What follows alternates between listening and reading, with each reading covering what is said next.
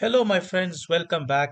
We are looking to enhance the Top Trumps project from the YByte Python curriculum available at www.ybyte.in. In this video, we'll see a very interesting enhancement that makes the gameplay interesting for our player. In fact, it's kind of like some amount of help to the player to make better choices. Basically, we are going to assess a given card and estimate what its strength is. So this card, for example, is moderate. Now, what this means is that look, none of the categories in this card are exceptionally, let's say, good, but try to make the best use of what you have. And let's say I'll try to play this perhaps with maybe I'll try to play with say time to build 3 years. Well, unfortunately, I lost this round. The card was anyway moderate. Next is computer's choice. My card is moderate. Computer chose built up area, and in fact, I happened to lose the computer. Now again get this again. This card is moderate, but I will go with let's say year built. Um, in fact, I won this round. Now look at this. So now I get, for example, a strong card. Now, what this means is that some metric in this is good. Obviously, I must still choose wisely, but I know this is a strong card. I should try and win this round. I'm going to choose with, let's say, edge, height. That looks strong. And indeed, I won this. So, basically, that's how the game goes. This card is also strong, House of Parliament. Some metric in here is good. Having seen this before, I think I will go with year built, and that could be a good metric to go with. And indeed, I won this round. So basically, this kind of strength indication tells me, how good or let's say how strong a card is. Of course, there's a little bit of subjectivity involved in this, but we'll see how we do this because it gives some indication to the player. In fact, the idea is going to build on this bonus that we had done earlier, where we were giving a rank for the card for a given category. So what I'm going to do is that I'm going to look at all the categories for a given card, find out the ranks, and then going to find out, okay, look, what is the lowest rank that I have for a given card? If that happens to be small enough, then I declare that to be a strong card. Quite logical. Let's see how we do this. Remember, we already have this one function to tell me the category rank. Now I'm going to build on top of this to get, let's say, rank for all the categories in a given card. So I just define a function called, let's say, all ranks, and I will just say, okay, let me send a test card to this. So I'm just telling that, look, I have this one card available with me. Kindly tell me what are the different ranks for this card in the different categories. So if I were to do this, I will just go and say, let's say, tell all the ranks for the different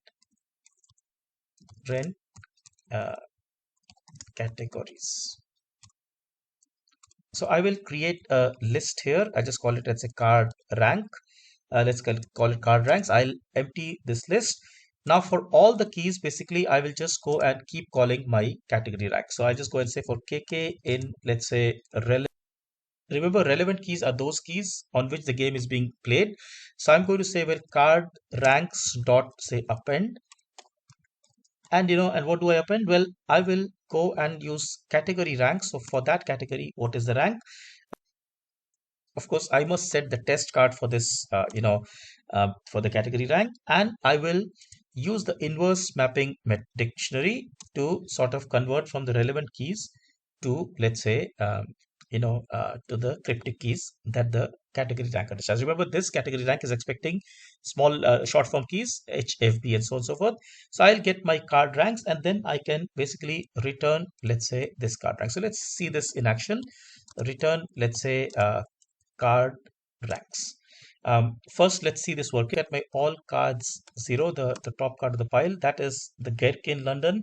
I think this is a fairly strong card. If I look at all ranks for this card, so all cards, for example, 0, that tells me, look, this card is generally not that great because the rank is like 28, 26, and so on and so forth for basically for, let's say, height, floors, and so on and so forth. However, there is one category in this which is rank 2, and hence I'm going to assess this as a strong card, which is in this case time to build. Let's look at a few more examples. Let's say I look at all cards 1. This happens to be a fairly weak card, I would say, because in none of the categories do I see a high rank. So if I were to look at this card, all cards, let's say 1, well, that happens to be Burj Al Dubai, Burj Al Arab in Dubai. There's not uh, this, like I said, none of the metrics are really standing out. In fact, with this card, there's very little chance of winning. Let's look at a few more cards. Let's say I look at this, well, this card seems pretty good because here I have a winner in, let's say, time to build, which, and I'm guessing it is the, say, all cards, let's say two, it is the Empire State Building. As we had seen, this time to build is one. So basically, this card will be classified as a strong card. And then the assumption is that, look, the player will choose the right metric so that the game can go on. Let's just take maybe a few more examples. If I look at this, not a particularly strong card. Let's look at, let's say, okay, so again, similar. Let's just try to find, okay, so this card here, all cards say 12. This happens to be, the House of Parliament London. It's a top ranker in this category of built up area, and hence this will also be classified as a, let's say, as a strong card. Now, basically, having obtained, let's say, the ranks on every category, I can then go and build on top of this, and I can go and say, look, let me, let's say, define a, let's say, a function called card strength, say card strength, and for a test card. And here, I will say, well, assess assess the strength, uh, in GTH of this card.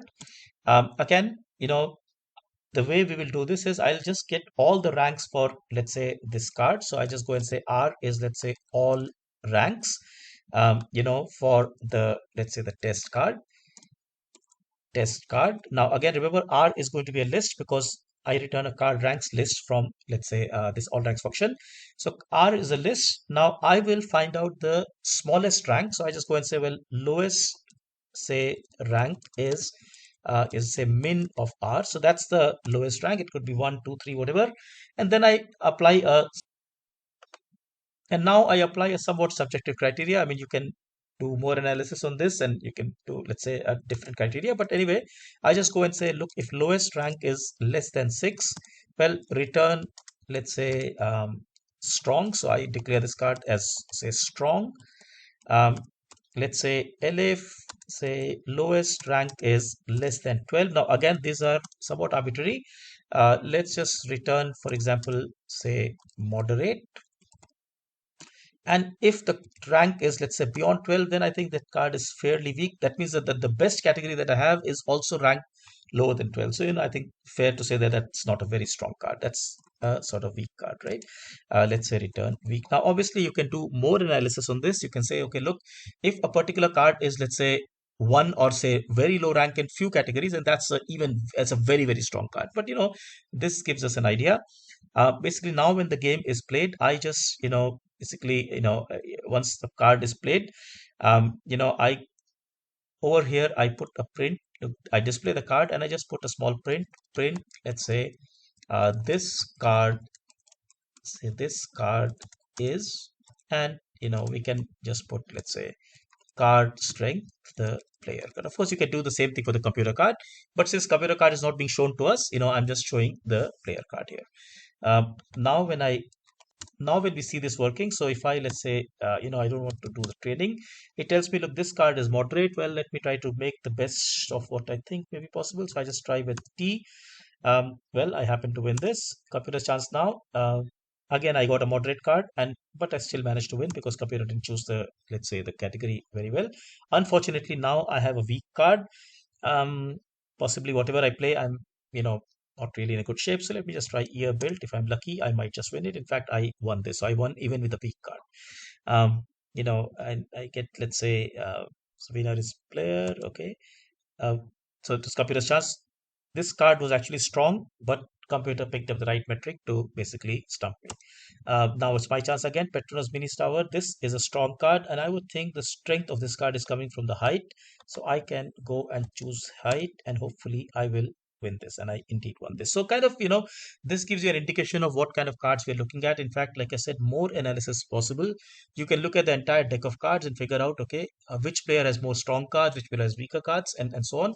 A lot of other things can also be done, right? But I hope this was interesting to you. In general, building activities like this, thinking through how we can enhance them, and then actually building those enhancements really provides great practice in programming. And that is how we learn Python programming at YByte. take a look at our website www.ybyte.in because we learn Python programming through such fun activities. Take care. Thank you so much. Bye bye.